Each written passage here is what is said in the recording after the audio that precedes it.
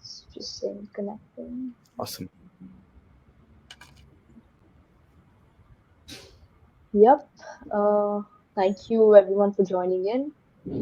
I think we'll just wait for 2 or 3 minutes more. By that time, I just wanted to introduce myself. Hi everyone, I'm Rachita. I'm pursuing master's management at Duke University right now. I'm leading the TPF USA chapter alongside Alan. Alan, would you want to introduce yourself? Awesome. Thanks, Achita. Hi, everybody. My name is Alan. I am currently pursuing my master's at Northeastern University, and I'm also taking care of TPF US. Super happy to be here. We are a community who are specifically focused on aspiring product managers and product managers, and we are really excited to have Murali with us today. Uh, yes, over to you, Achita. Yep, I just wanted to give a brief about Murali. Thank you again, Murali, for joining us. I know that you have a busy schedule, but thanks for your time again. He is a senior product manager at Nextdoor. He's worked at Microsoft before as a product manager. He was actually working as a software engineer. More to learn about that journey, and from then he went to Uber, then Instacart, and now he's at Nextdoor. Thanks for joining in, Murali. Anything that you'd like to say to the crowd that's coming in right now? Yeah, no, thanks for having me. Uh, what I've kind of generally found in my career is you always uh, maximize your learning when you learn from people who have you've done it before or the community in general. And so part of me kind of helping others is also I get to refine my own thinking too. So happy to help in any way and excited to chat today. Thank you. Thank you so much. Folks, before we start off, I just wanted to say that we have a Slack channel where we post all the events that have come up. So we have a bunch of fireside chats lined up. We have discussions, we have AMAs. So I'm going to put the link to the Slack channel in the chat section. Everyone can join in. Yeah. Uh, Wait, just give me a second. Yeah. Yes. Yes, Alan. Do you want to start off with the first question? Cool. Awesome. It's 2:03. Let's get straight into the fireside chat, Murali. First of all, thank you so much for your time. I'm really glad that we're doing this. Uh, so let's start off with Microsoft, right? Like you have been at Microsoft for more than 9 years. So let's talk about that. Let's talk about how you got started and from being a software engineer, what what pushed you to make the pivot into product management. Yeah, absolutely.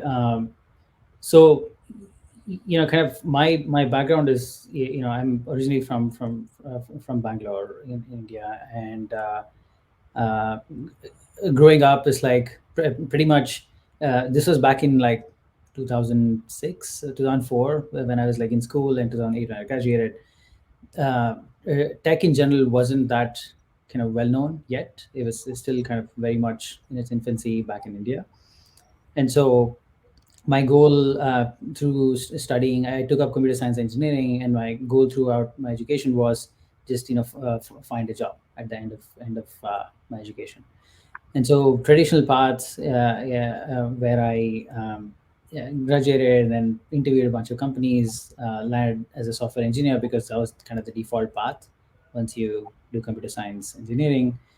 Joined Microsoft, and then worked as an engineer for a bit, and started to kind of uh, I think I worked there for like 3 years as an engineer doing search and a bunch of other things.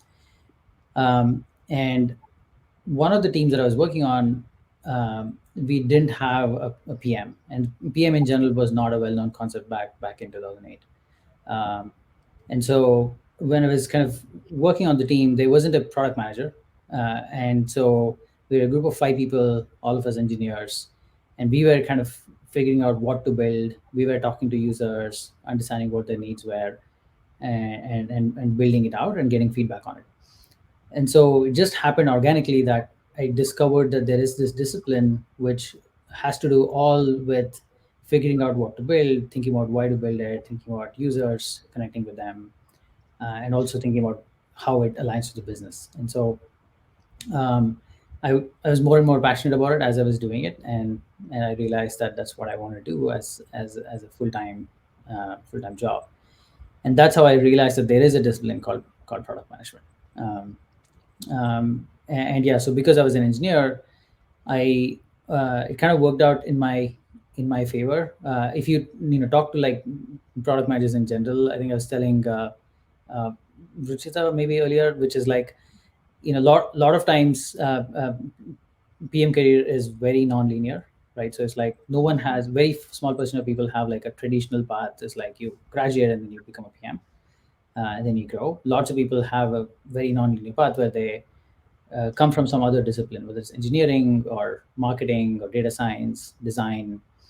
And so in my case, it was that I was an engineer, and so I found an opportunity to be a product manager for a developer tool within Microsoft. And so because I was an engineer, I could, I knew all about how the tool worked, and so it gave me a head start as a as a PM. Um, yeah, so that was kind of my journey to become a product manager. And every company has its own unique kind of culture. Um, at Microsoft, you will find that Microsoft is so huge. I think it's like 150,000 full-time employees, and so because of what happens is Microsoft is not like one company. Every team functions like its own kind of company, and so you have a lot of like subcultures. And as a result, people end up spending 10, 12, 15, 25 years, and basically their entire career sometimes at Microsoft. And so, and it's a great place to work. You get lots of good learning, amazing people, you get to learn a lot. And so I ended up like working there for, yeah, 9 years or something. Awesome. Quick TLDR. In that same vein, what did you think about the product management role once you pivoted from or transitioned from software engineer to PM? What were the kind of transferable skills there? Was it purely with respect to developing soft skills, or the hard skills really gave you a better way to kind of get into the product management role? Yeah, I think the thing to kind of think about is like there is different uh, archetypes of a product manager. There's at least like 7 or 8 different types of product managers. The most common thing that you'll probably hear is like PM for an app, right? Which is like a consumer product. That's what I do right now. But that's not the only type, right? There's B2B product managers, there is enterprise product managers, there is technical product managers. And so depending on which one you pick, the transferable skills are very, very different. Mm, But in general, I think the kind of mindset shift from any other discipline, whether it's like you know uh, uh, any other discipline, meaning whether it's design or data science or engineering into product, the big mindset shift is thinking about not what you can build, but thinking about what do users care about, which is kind of more closer to marketing. So what I would say is like generally the it's kind of like it's not so much transfer of skill, is actually reversing the mindset of thinking about no, we can go build a lot of things, but what do people really care about, and do people actually care about what we build? And so I think that is kind of like a hard journey, because it requires you to kind of really think about it from the opposite direction.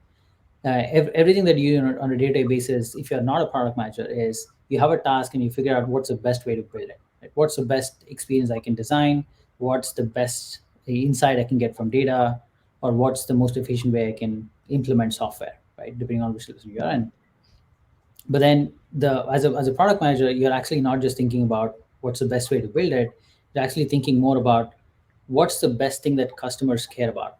and mm, and what customers care about depends a lot about who the customer is, which market they're in. A good example to think about is like, let's say you want to build like a you know uh, on-demand laundry service, right? mm, On-demand laundry service may make a lot of sense, for example, say in a city like San Francisco, where it may not make sense in a suburb, right? This, so it's like it's not just about what you can build. It's actually about what do people care about in the market that you want to enter, and having kind of thinking about it from that angle is really the biggest mindset shift, I would say. Um, uh, uh, and then the other thing I would say is like just collaboration. So collaboration, um, as an engineer, you have to kind of collaborate with your immediate team, right? You want to make sure that you work really well with others on your team, and you have a very well defined task that you kind of go and implement against. But as a product manager, it's actually your success very much depends on not just your own work. It actually depends on what everybody else does. And so, it's super important to kind of have the ability to uh, empathize with not just your customers, but actually people that you work with, because at the end of the day, for you to be successful, your counterparts have to be successful. And so that's another kind of, I would say, a big kind of gap in terms of like mindset that I had to kind of develop the skill for, from being a software engineer to a product manager. Gotcha. I just had one follow-up question. Now that you started your PM career with Microsoft, looking back through the four companies that you've gone through, how did Microsoft set you up for the best kind of, exposure to product management that you could have gotten? Yeah, so I think that product management, um, um, uh, again, depending on the different archetypes that you have, right? Microsoft has a few different archetypes, right? It's like enterprise product manager or B2B product manager. Microsoft is probably one of the best places you can learn to be a product manager, because it's a company where it's already found product market fit. It already has a very successful strategy. It already has like a well-oiled kind of machinery, and it gives you like a much more of a testing ground where you can kind of, it's okay to kind of fail, because when you're a product manager, right, and especially earlier in your career, you're still building your credibility. And so working as part of a larger setting where it's hard to fail is much easier as a PM than if you're kind of starting in a startup where the startup success depends on your success. And so the stakes are slightly, I would say, kind of lower, which is good if you're. It's almost like, let's say you're trying to learn how to bicycle. Having trailing wheels is usually kind of better, right? And then versus like just going straight, and you'll fall and get hurt. So I would say, like, from that point of view, it's really good. And as you kind of spend time at a large company, like whether it's Microsoft or Google or Facebook, one of these, you start to kind of realize that you can learn a lot from other people, because they're super smart people that you can kind of learn from, and you can shape your own journey modeling after people who are more experienced and more successful. So I would say that's what helped me, working at Microsoft. Awesome. I'm just curious to know, why are they called program managers and not product managers in Microsoft? Oh, That's actually a good question. It often comes up as, there is like, so the answer to that question is like slightly complex, in the sense of, you have to like think about the kind of like culture and DNA of Microsoft. mhm. So Microsoft is like a very kind of, it's more closer to what you would think of as a family. So if you were to like draw comparisons, right, like on the one side is Microsoft, and the kind of the opposite side you would have like something like a startup. At Microsoft, it's like you actually feel like you're part of like a family, meaning there's traditions, right? Just think of like a family, right? You have traditions, you have like Right. people who are kind of, who are kind of like the founding, or grandparents in the case of a family, right? And so everything that kind of, all the day-to-day, language or day-to-day like processes, I kind of followed based on what has worked in the past. So Microsoft was the first company back in, I think, 1980s, 1990s. It was one of the first companies that came up with this idea of a product, discipline, or a function that is purely focused on thinking about what users need, or what customers want. And so it was kind of the pioneer in coming up with this discipline. And at the time, they called it program manager because for them it was more about how do you kind of be the fulcrum that helps all the other disciplines function even better. And so that's kind of why Microsoft like calls it as program manager, and it's baked into the DNA of how the terminology that they use, and how they think about things.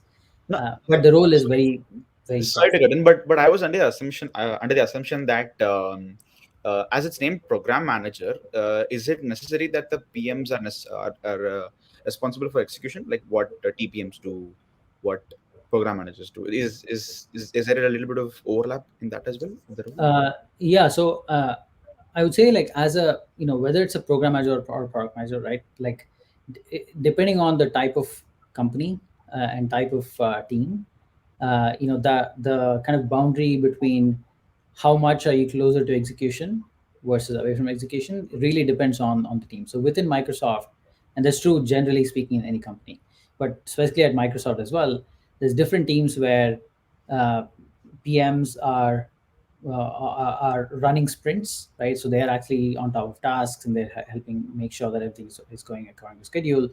And there are also teams where you're more just partnering with the engineering lead to do that. But it's very very team specific. The title actually, although it sounds like program, although it says program manager, the title is kind of not doesn't determine what's the type of work people actually do. It's actually the team uh, uh, and the organization context that determines it. But I would say, I do say, I want to say like the title is super confusing. When I had to explain what I do, when I was kind of like looking for opportunities outside of Microsoft, it was hard to explain what a program manager is, because it's Right. really product manager, we call program manager. That brings me to the next question, Murali. So, as you rightly said, it depends on the team, right? In a team, if the scale is big, maybe you will go and hire a TPM, or else a PM will take care of the execution. But how exactly does an intern fit into this? I'm trying to understand um, what are the success metrics of an intern, and how exactly do they fit into the entire ecosystem? Yeah, so I think if you think about like from a when you think about intern, right? I think it's good to think about the fact that you are you're doing your first or maybe second gig at a company, right? Right. So a lot of like what what success looks like actually depends on less about the specific role, but actually about the context of what you are doing. So if you're starting out at a company, right? Let's say it's your first job you've ever done in a company. A lot of it is like figuring out, okay, how does a company function? How am I going to be successful? Am I going to be uh, do I see myself at this company long term? Mhm. Will I actually have a higher chance of getting a full-time job from this company?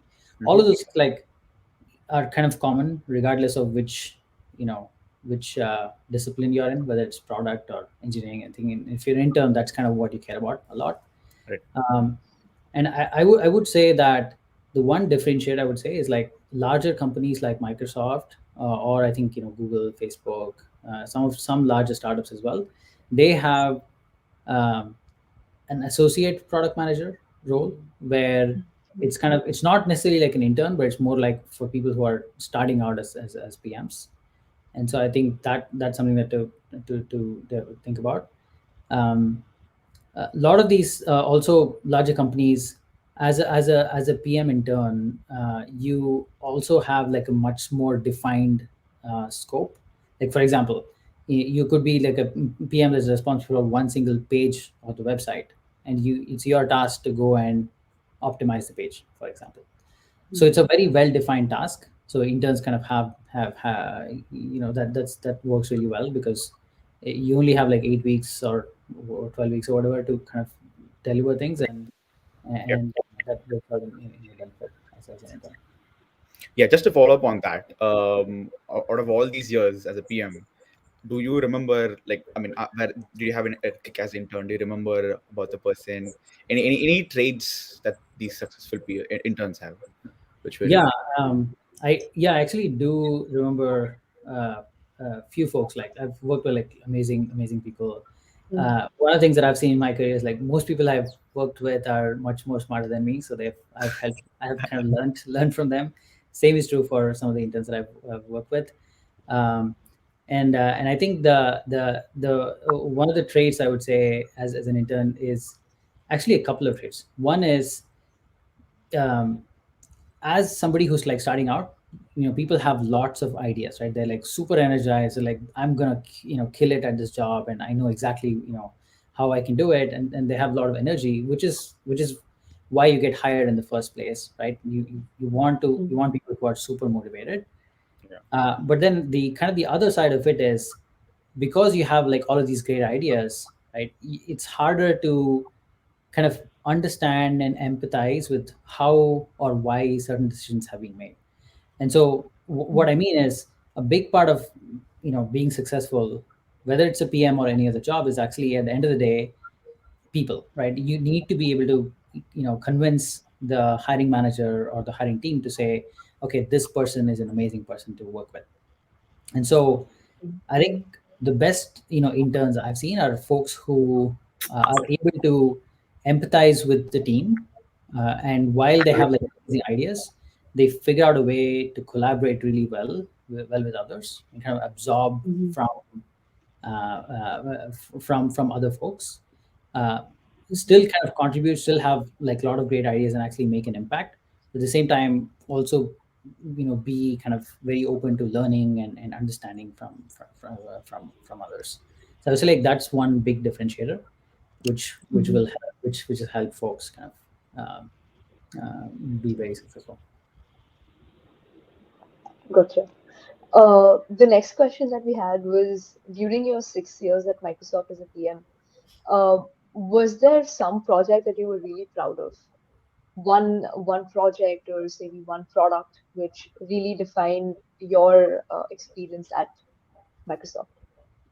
Yeah, I think yeah, there's the I would say there's like there are a few. One of the things about like yeah, about a company like Microsoft, right? It's like, if you think about Microsoft, right? It's an enterprise business, right? There's like a lot of kind of enterprise products, and so an artifact of that is there isn't like one person owns one thing. It's kind of more like you're kind of contributing towards like a bigger goal. But I would say one of the projects that I've super um,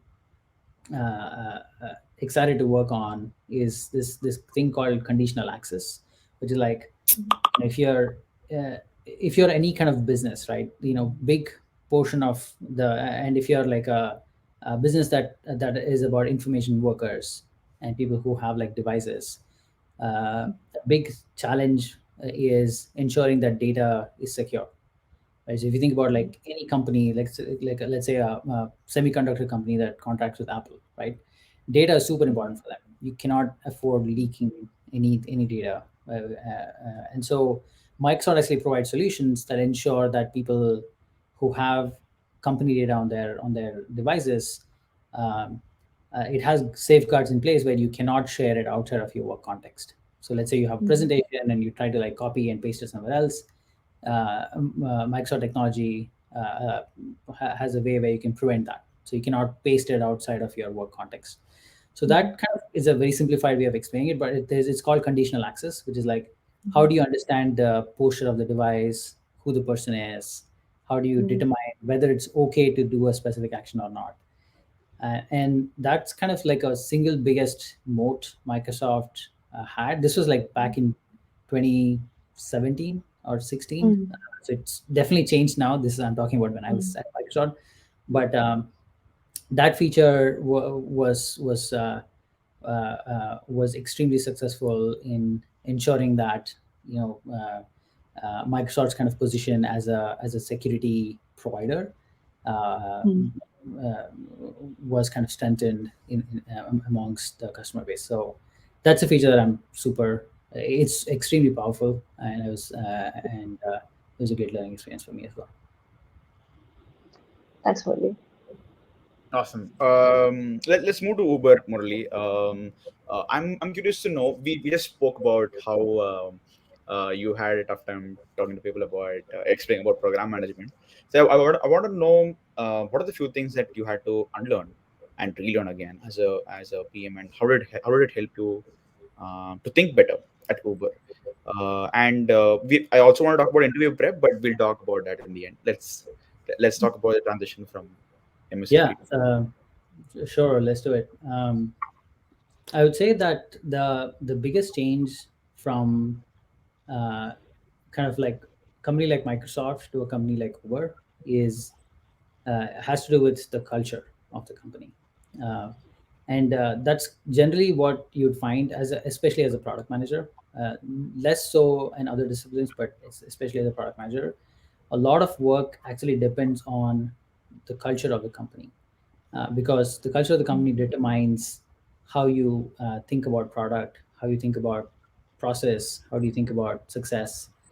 And so I joined Uber in 2017, and it was still a startup. It was not like a publicly traded company. It was like pre-IPO, and so there was like the pace at which we would build and ship things was an order of magnitude faster compared to Mm. Microsoft. Uh, um, and so a lot of unlearning I had to do was at Microsoft. There's a lot of like it's a well-oiled machinery, right? Like every process is kind of well determined. You kind of know exactly how to do things. Versus in a startup like Uber at the time, there wasn't any of those things. So you had to kind of figure out your own way, and every team like just had to see what worked and do it. And that was kind of like the scrappy kind of mindset was something that I had to learn. It was also a lot of fun. um, and Yeah, so I'd say like that's the biggest thing, I would say. But also Microsoft is like more like a enterprise company. Uber is more like a consumer company, and so Mm. the types of things that you do are very different. Like for example, if you're working in a B2B kind of space or enterprise type space, uh, you have a lot more opportunity to get customer feedback more directly from customers, right? So if you were to think about what feature to build, you can actually go and talk to your customers and find out Mm. what to build, and they will be very vocal about their needs. And you also have a very kind of like slightly better prioritization framework where you kind of know who's an important customer, are they strategically important for us, and can we go build it, and also get feedback from them, right? You have lots of like alpha programs where we will tell you if you're doing well or not.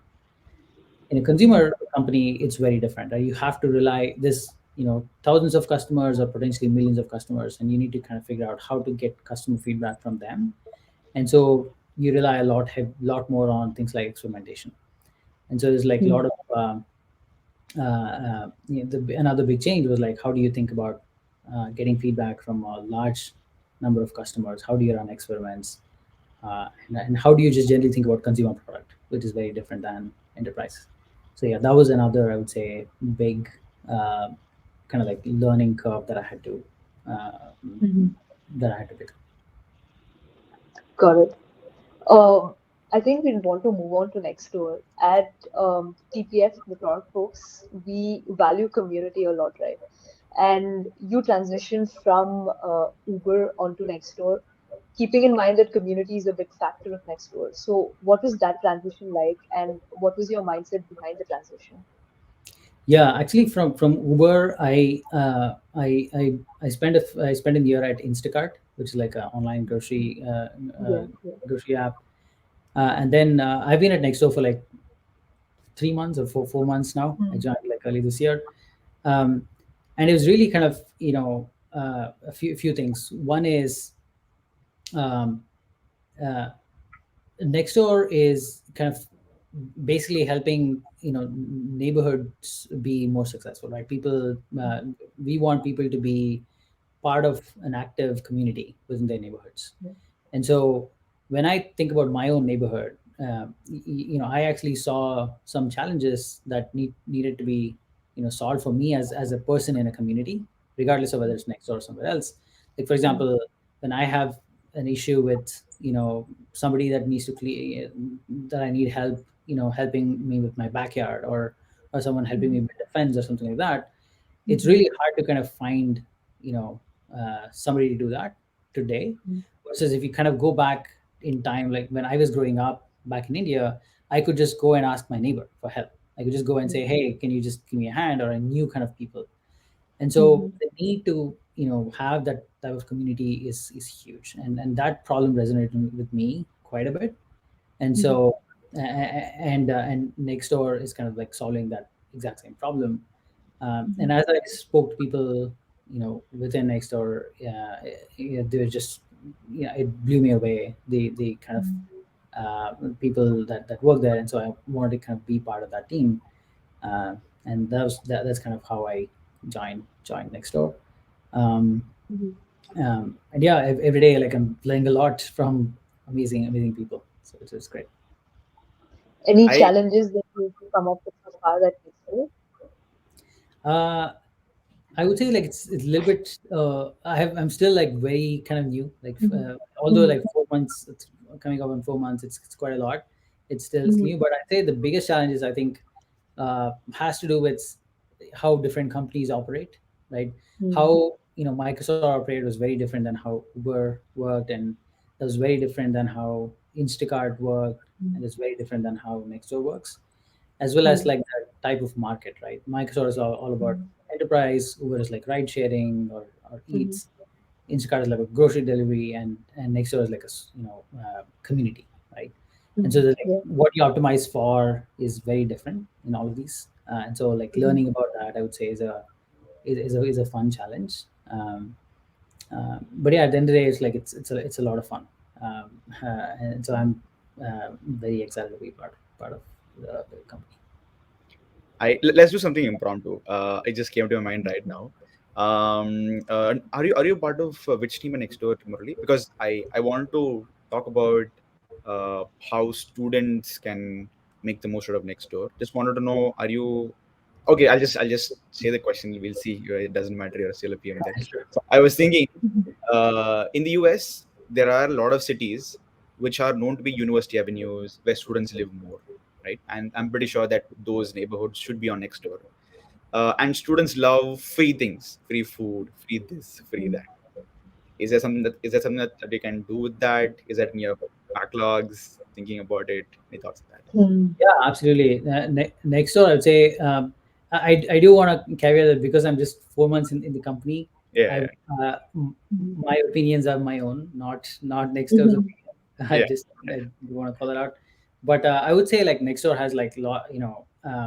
I am the product manager for search in Nextdoor. So if you go to Nextdoor and search for something, what do you see? I help build that, and it's actually a great place for you to find things from your community many times for free. So there's lots of folks who kind of put things up either for free or for sale on the finds. We call it finds within Nextdoor. And so there's like a tab called finds where you can find a lot of things for free. And we actually do see that a lot of people search for things that are that you can get for free. So yeah. so try try it out. Go to search and like find something, and hopefully it'll be a good experience for you. Absolutely, absolutely cool. On that note, a small request. If possible, could you please tell the next door team to hire PM interns? Yeah, no, I mean, absolutely. Like the company is like definitely kind of growing, and so I'm sure there'll be like a lot of opportunities. I'm happy to help and stay in touch as well. Absolutely, absolutely awesome. Cool. Now getting back to the product management fireside, I wanted to know about your thoughts on networking, Murali. So I'm a student now. Of course, I'm doing certain things to improve my network. But in general, like let us say if you were doing your masters like back in the days, or even today, right? If you were doing your masters, how do you leverage network? How to go about? Of course, joining a community is one thing, but apart from that, how do you think about networking? Yeah, so I think that pretty much all of my career transitions have happened because uh, I knew somebody who knew somebody who was a hiring manager. Um, and so I would say that networking is probably one of the most important things when you're, especially when you think about getting a job, and not only your first job, but actually even as you grow and move through your career. Um, so I would actually say that it's super important to, of course, be part of a community, but also uh, kind of have the build these relationships with people who are either your alumni from your college or people that you may know from other contexts who are working at these companies, uh, and just kind of not not network for the purposes of just getting a job, but actually you know just be add value to them as well. So many Mm. times it's like, if you there's a lot of kind of discussions where you can be part of. There's a lot of times you can help others, in various different contexts, right? Whether it's like for a specific, maybe you can refer somebody or to your college, or you can kind of help them with something else. All of those like small things actually matter. And at the end of Mhm. the day, if I think maybe there's like some published metric as well, like when you try to apply for a job, if you apply directly on the website, and if you compare the conversion rate of that versus like somebody referring you in, I think it's like orders of magnitude different. So Mhm. uh, yeah, I would say like net, yeah. And when you search for a job as well, what's helped me is reaching out to hiring managers directly and asking them about it, would has helped me kind of find interviews as well. Absolutely. We do that. Got it. And I think the other thing that you mentioned earlier on, Murli, was students being involved with a startup or probably starting one of their own. Could you speak a little bit more about that? How does one go about it, specifically in the US? Yeah, you mean like somebody wanting to like build their own company, or like? Build their own company. Yeah, I think so. There's a couple of aspects to uh, building your own company, right? One is just like the kind of like logistics aspect, right? How do you build it? How do you create a company, and like what all goes in it? I think like those are like kind of table stakes, like that's. But I think what you can actually start, and what's even more important, is kind of having a viewpoint on how do you um convince your future customers to potentially buy something from you, right? Buying can be something as simple as consuming content. It could be something as complex as like paying money and buying something. I think being able to kind of understand how to what users actually care about, and what your who your customer is. How do you understand, um, how do you kind of position your value prop in a way that your customers understand? um, Mm. a lot of kind of, I would say, product success depends on product discovery. And product discovery meaning helping your potential customers understand what you have to offer. um, and so if you crack that, I think that's, I would say, like that's the single biggest thing. And there's like lots of resources on how you can do that. A lot of people have written amazing articles about this. But I think as a student, like one of the things that is that you have is, believe it or not, you actually have a lot of time.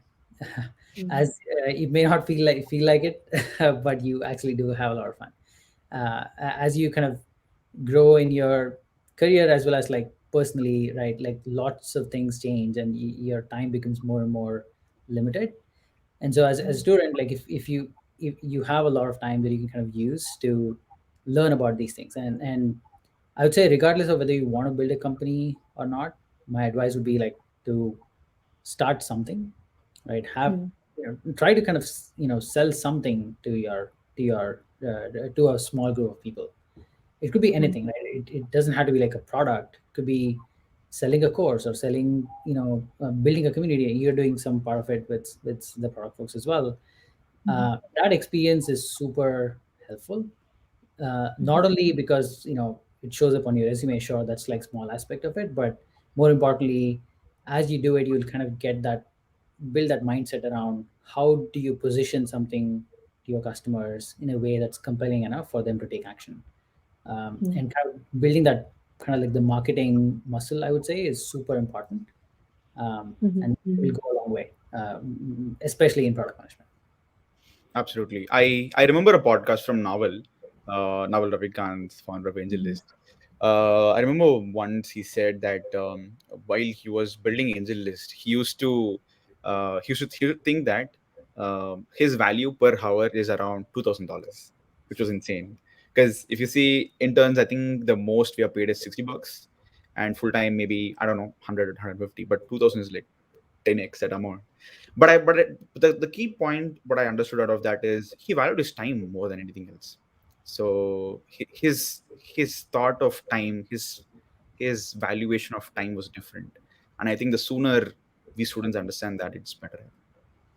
Yeah, I think it's like, you can, it, this kind of applies more, more as a product manager as well as like just personally, right? You have to like think about, how do you kind of prioritize what you do, right? uh, and I would say generally that skill is extremely important to have.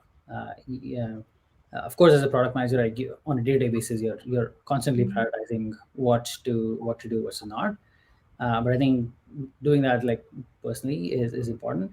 As a student, I would say, you know if I were to like go back to when I was a student, the number one thing I would kind of tell myself is you know do something on your own, and at least try to kind of build the muscle for doing something on your own. Because now when I look back at my career, like that's one thing that I had a lot of time when I look back, which I don't right now. So I'd say, use it to the fullest Just start. extent you can. Just start. That's the advice. So before we move to the interview prep, Murali, just one final question about starting up. So for folks who don't know, Murali is also the co-founder of On Culture. If you like to quickly talk about how you guys started, quick TLDR, what's the MVP, anything on that? Yeah, absolutely. Yeah, so our product is called On Culture. It's onculture.xyz is the website.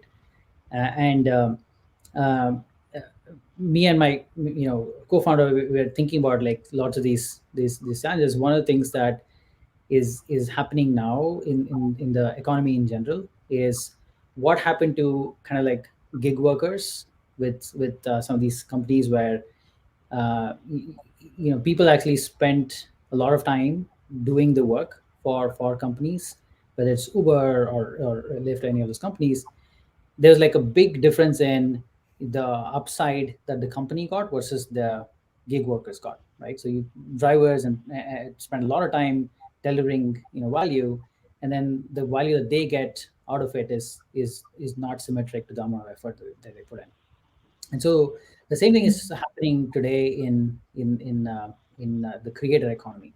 A lot of people actually spend enormous amount of time on social media generating content, and creating a great experience for everyone else, but they don't actually get to own any of it, right? The upside that they have is very minimal. And so Lee Jin is a proponent of this. She has amazing articles about this, and that problem kind of resonated with me and my co-founder as well. And we started thinking about what's the best way to solve this problem. How do you enable creators to own the content, and how do you enable creators to directly monetize from the community that they build? And the best way we felt to do that was allowing creators to literally sell their content as a collectible. So On Culture is an NFT platform where you can, if you have social media presence, you can kind of create content, whether it's like art or videos or music or whatever you create, and you can actually create you can sell that on a digital store on culture. The idea being that the work that you do to create content, people can own it, and you get to basically make money and monetize your content very easily. So yeah, that's the idea. We are early in building it, but uh, excited about some of the early traction we are seeing. Awesome, great. So do check out the website, guys. I've posted the link in the chat section. Let's move to the next section. It's about completely about interview prep, Murali. So in your so many years of product management, I'm pretty sure you must have taken a lot of interviews. What are the few like top five things or top few things that are red flags or pitfalls you would say that people fall into during the interview, which you would ask, which we should avoid basically. Like, what would you say? Or the top common pitfalls, red flags? um, some of the things that come to mind, right, is one I would say is uh, I would say, like, anxiety is a big pitfall. Usually, like, what happens is it's very common that you prepare and prepare and prepare, and you're like, yes, I got this, I'm going to do this, and then you actually go into the interview and you're a nervous wreck, right? It's happened to me many times, like, and then you're kind of in the meeting, in the interview, and you're like, start to get tunnel vision, and you start to like um, Yeah. uh, and then you kind of either blank out, or you kind of go on a track without really being aware of what's happening around you. And so I think that's a big pitfall, I would say.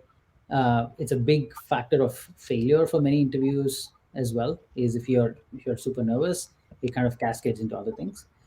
I would say, like, the way to kind of solve for that is basically, conditioning your mind to be in that situation more, which is, and what that translates to, like, just doing a lot of practice, not just practicing by yourself, but actually practicing with somebody else.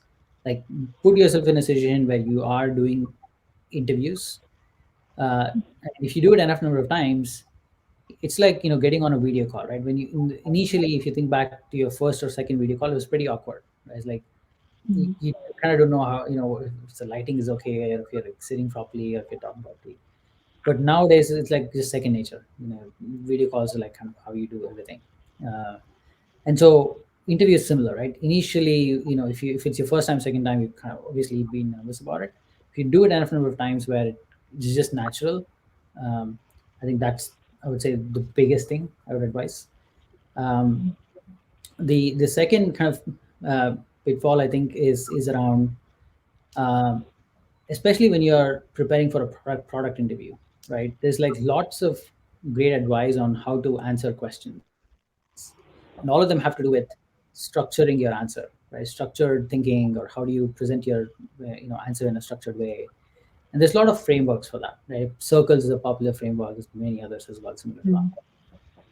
The pitfall to think about there is, uh, when you follow a framework, you actually don't want to over index on it, which is a pretty common mistake that people do. Like, at the end of the day, framework is something that guides you to your answer, but it's not the answer, right?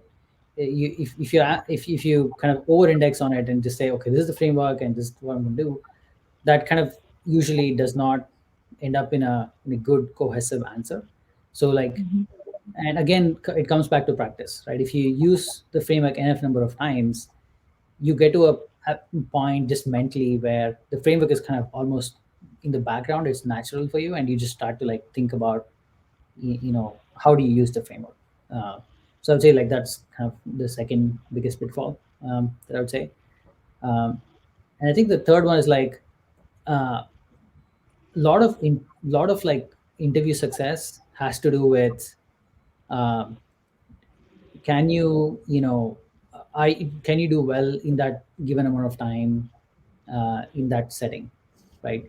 If you if you kind of like, if you fail in the interview, it does not mean you're a bad product manager, for example, right? What it means is you're bad at interviewing, or you're bad at interviewing in that context.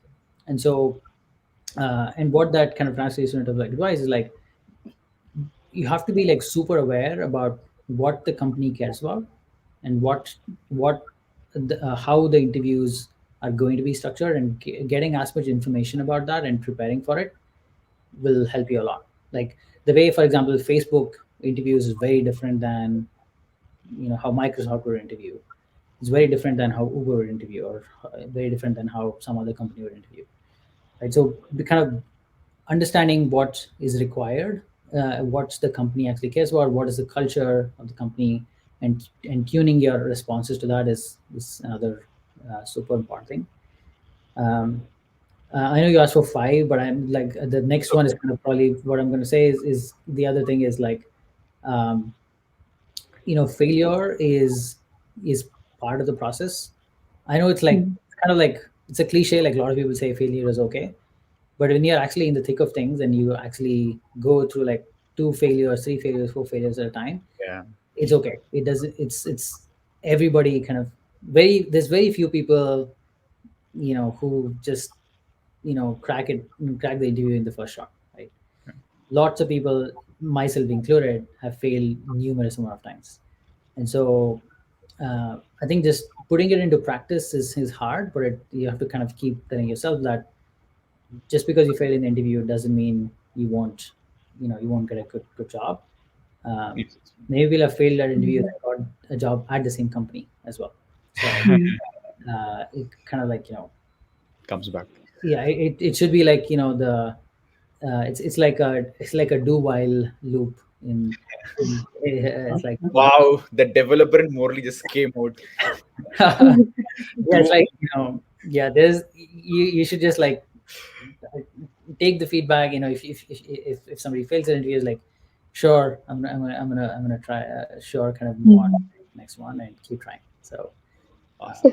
yeah. Just getting deep into that question, specifically with respect to product design, strategy, execution. You said that it depends on company to company, but in general, is there a percentage that you can quantify? Like for example, I have 30 days to prepare. And like out of 100%, 40% will be towards design, 20% will be towards execution. So, is there something like that Mm. with mental model, something like Yeah, uh, I would say there is, but it's also very custom to the type of company and the type of role you're trying to apply for, right? For example, if you're trying to apply for a SaaS product manager, right? Let's say you're trying to apply for some sort of a B2B uh, SaaS product. What you would kind of optimize for would be very different than what you're optimized for if you're doing a consumer product versus if you're doing some sort of like a developer tool. But I would say it's a combination of three things. One is your kind of product sense, right? Which is, do you understand what is a good product? Do you understand, um, uh, do you actually understand what is the problem that any product is trying to solve?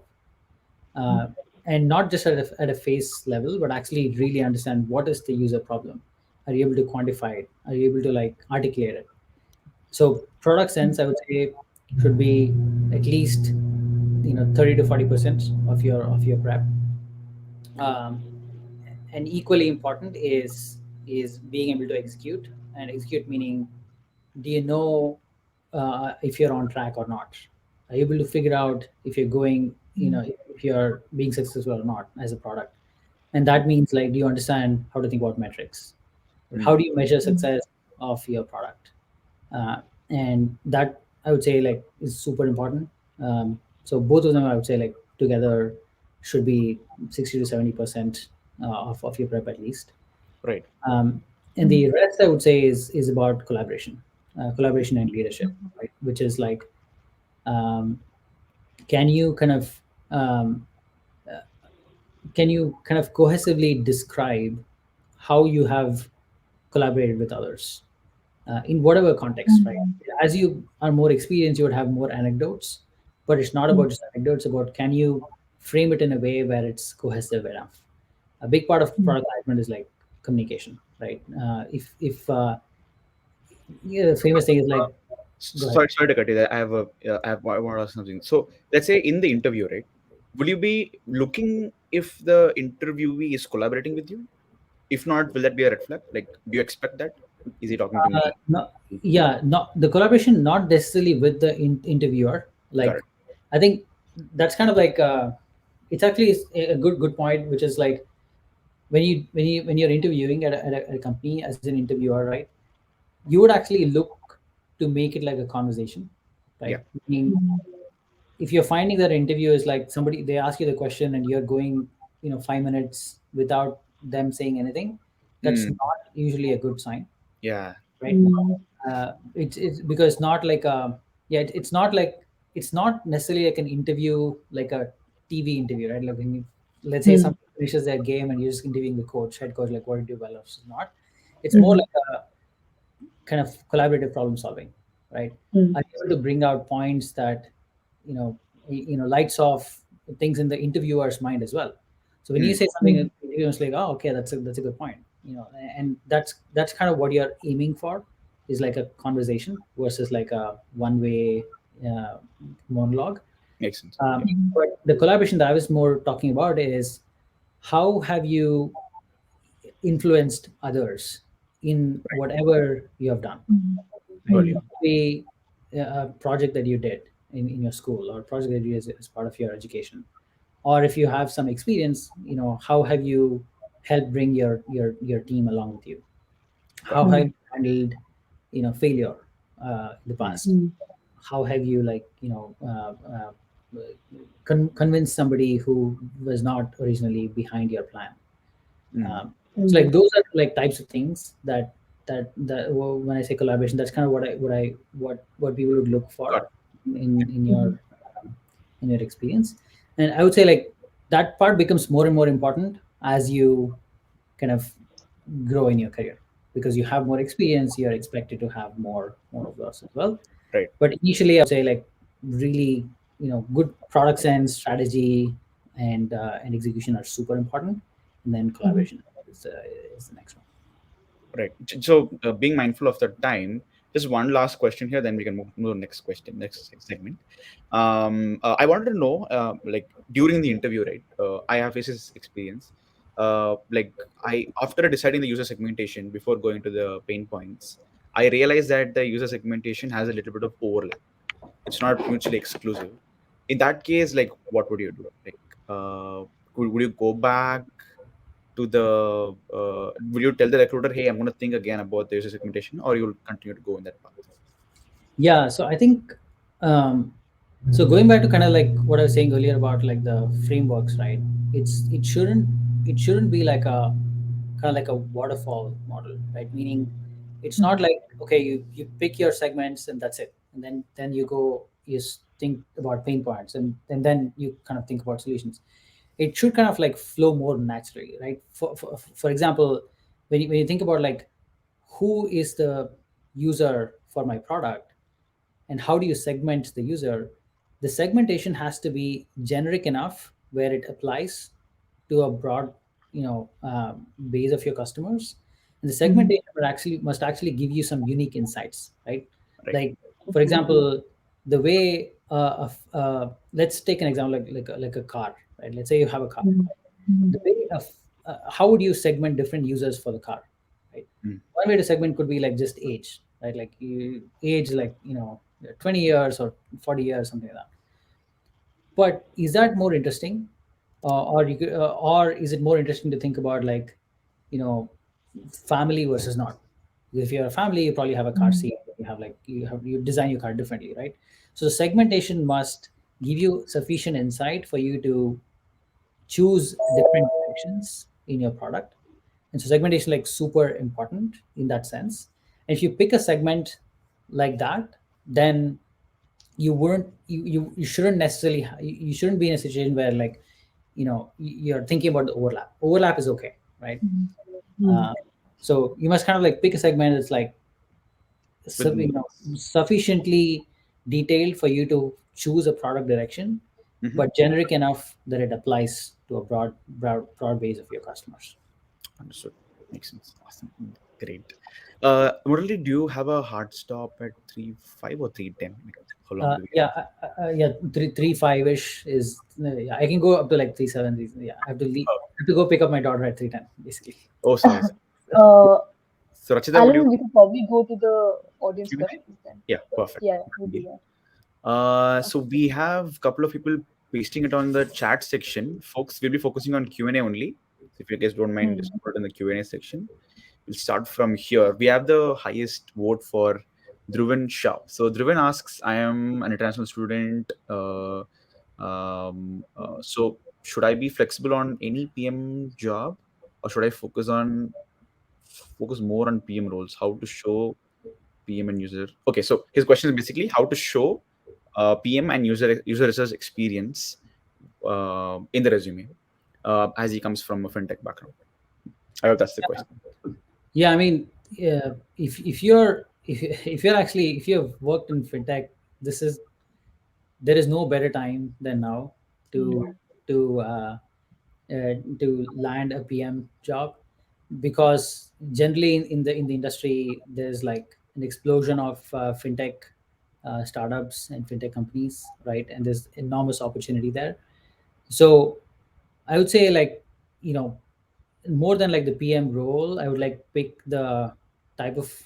It's like landing a job is like, like uh, is like kind of solving an experiment, right? Let's say you want to experiment with something, you want to try something new, right?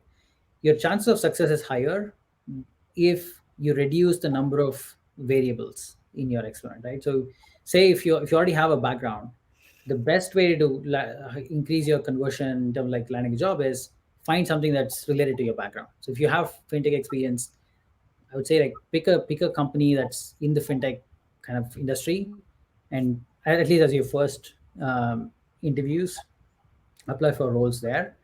And as you kind of find success there, then you can kind of expand to others. Not discouraging you from trying something else, but I'm just saying, like, if you have fintech, there's tons of amazing opportunity now in fintech. Awesome. Got it.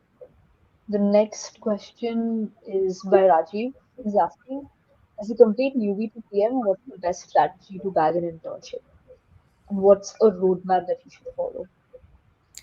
Yeah, so I would say uh, I would say like start now, like in terms of start now by kind of just reaching out to folks within your first degree of network or second degree of network, and just try to ask them about the types of roles that they might have in their companies.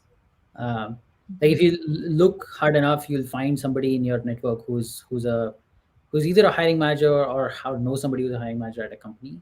I would say like start networking with those folks, and also like look for, there's like a lot of companies that publish some of these internship programs and things like that. So like starting early, I would say would be something I would suggest. I don't know if there's necessarily like a roadmap, versus it's more like, you just have to like try a few kind of like try a few different things. There isn't like one set path, right? It's like you follow this, and you'll kind of land a job, Mhm. versus just trying to get a sense of what types of. One thing I would say is like maybe try to think about what is the type of role that you actually want, right? Like uh, it'll help you to narrow your focus on one or two types of roles instead of going very broad, right? Like I was saying earlier, PM, there's tons of different types of PM roles. So try to figure out what is the type of PM role you actually want, and then that would help you, figure out your next step. Awesome. Cool. One last question and we'll wrap it up. I think it's 3, 4 already. So this I think more people asked. Lorik Jain has asked, and somebody in the chat section, I think Girija has also asked. People want to know about the resources or a study prep material that you used. If you have any suggestions to share. Yeah. Yeah, yeah, absolutely. There's tons of like great websites out there. Some of them that come to mind are Rocket Blocks. Rocket Blocks like gives you a very detailed strategy and product and consulting type prep material. I would say like that. I would say is one of the top ones. It's really really good and very comprehensive. Mhm. Then there's like tons of other. I would say like there's many communities now. Like product folks, obviously, great one. There's where people kind of ask, do interview preps and questions. So I would actually say it's super important to practice with somebody who is a PM. Right? It's important to practice with your peers, but also practice with someone who has done it before. So I would say preparation has to do with, one is just material, which is like what you can read and understand and practice. The other is actually doing a real prep, which is where you actually are in part of a setting where you can kind of do a mock interview. So the more you can do that, the better will be your interview outcome. Great. That brings to the end of this session. Thank you so much, Murali. That's what I would like to quickly. Yep, absolutely. Thank you so much, Murali. Lots to learn. And I think a lot of our questions were also answered. Just a quick closing note for all of the students who joined in. If you had to leave us with one last thought, what would it be? Yeah, I would say, I mean, I would say like first, like be uh, kind of pat yourself on the back, because you are you are actually starting and you're taking good step. Like Mhm. being part of this type of communities is awesome. And so Mhm. thanks both Rachita and Alan. You guys are doing really well in terms of like helping others as well, which is awesome. Um, and yeah, I would just say, just take action, like start. I'd say a big part of it is like you learn along the way. So you know hustle to get hustle to get there. Remember, you have a lot of time. Believe me, you have a lot of time. A lot of time. Use it. Awesome. Just wanted to let all the folks know that we'll be posting the recording of this fireside chat on YouTube. We'll probably get the YouTube link up, but in the meantime, you can also join the Slack channel. We'll be posting that as well with the notes for the fireside chat. And the third thing is, so we'd mentioned that we have a giveaway, and how that would work is if you got something out of this fireside chat, as we hope you did, probably post your top three learnings on Twitter, tag at the product folks, and yeah, we have something We'll really send you sweet coming something. your way. We'll send Yeah, you something. Awesome. Also, thank you.